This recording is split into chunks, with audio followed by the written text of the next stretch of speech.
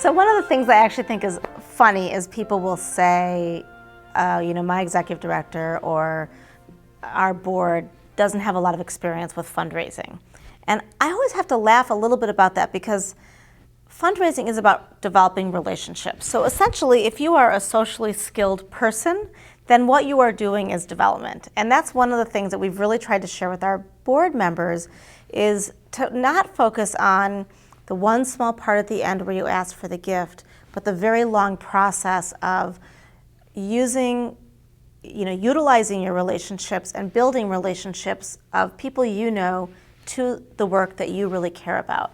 And so in that sense, how we talk about it with our board is all of you have the capability and actually are using all the skills you need to help build relationships so more people know about our work and are engaged about our work. And it's amazing, you can see shoulders drop 2 inches when they hear that our work as an organization is not about getting the gift. It's about building the relationships, because I think most people feel like, oh, I can do that. I can do that part. I've worked with a board member who said, I can't ask for money. I just can't. Fine, I'm not going to force you to ask for money, even though I don't view development as asking for money. I'm not going to force you to do that. And then we get creative. Well, what would you be comfortable doing? How would you feel about writing a letter to your family? Just encouraging them to think about us or consider us. Or make your holiday gift us, donations to us. How about stuff like that? How about just taking these brochures and when you're talking to somebody and you're talking about what you do, hand them a brochure. You comfortable with that? And whatever it is, it's finding out what their comfort zone is. And so the way that we do it is our development director actually meets with each of our board members and helps them identify what are the strengths that they bring to the process of development. So do they have large networks or do they have a small, intimate network? Are they party throwers? Are they event goers? Are they public speakers? All of the things that you would want as you're thinking about how do you get out and reach out to both your current circle and new circles. And then they actually come up with every person has their plan about what they're going to do.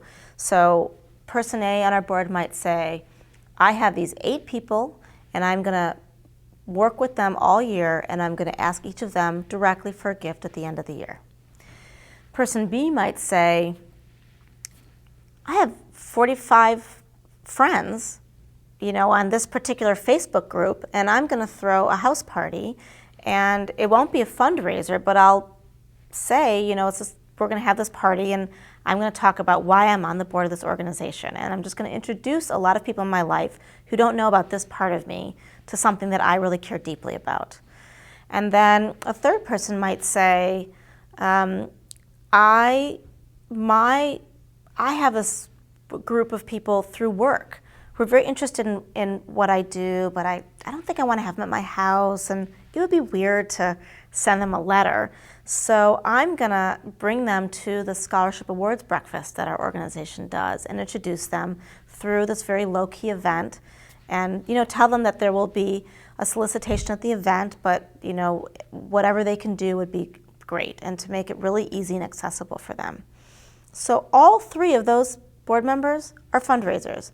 They are all doing if they follow through on what they say they're going to do, they're doing a perfect job for organizations. I honestly believe that 95% of people who join boards because they want to make a difference. They will get frustrated and be unproductive if they are not managed and given reasonable tasks in a manner that is relevant to them and the support they need to accomplish them. I can think of a board member who was on our board for 10 years, and when she first started, she said, I can't do fundraising. I won't do it. I'm not comfortable. I'll do anything else you want me to do. And she did a tremendous amount of wonderful things while she was on the board. After about 4 years, she said, okay, I feel more confident. And so I understand what we do. I care about what we do. I myself have been increasing my own gifts every year. And of course, along the way, she was doing wonderful things. She was bringing people to the organization and introducing us to people. And so it wasn't like she wasn't a really important board member.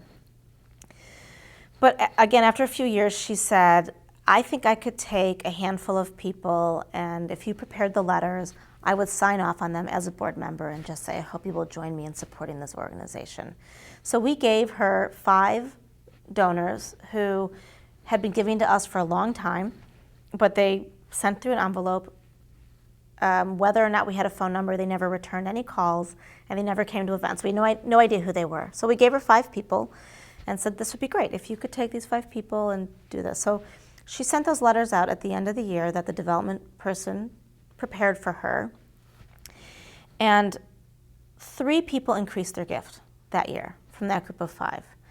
And so, as any good development staff person would do, our development person said, hey, guess what? Of those 5 letters, 3 people increased their gift.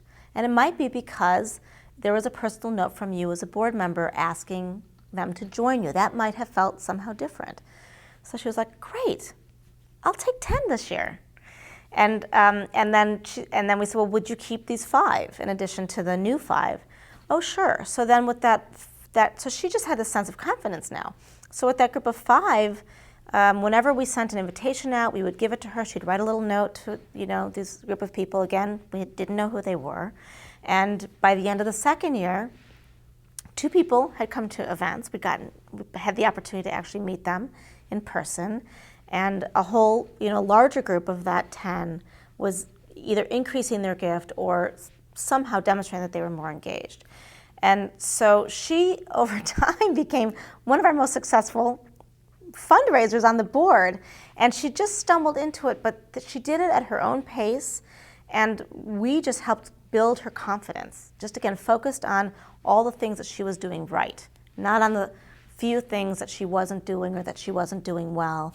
You could, in that scenario, say, you're only taking 5 letters, you're only doing this, and instead we really said, 5 is great. Look at the success rate. Do a little bit more. Can you do a little bit more? And so now she served 10 years on our board, and now she's on another board, and she went to that board saying, I'm really comfortable doing development and fundraising.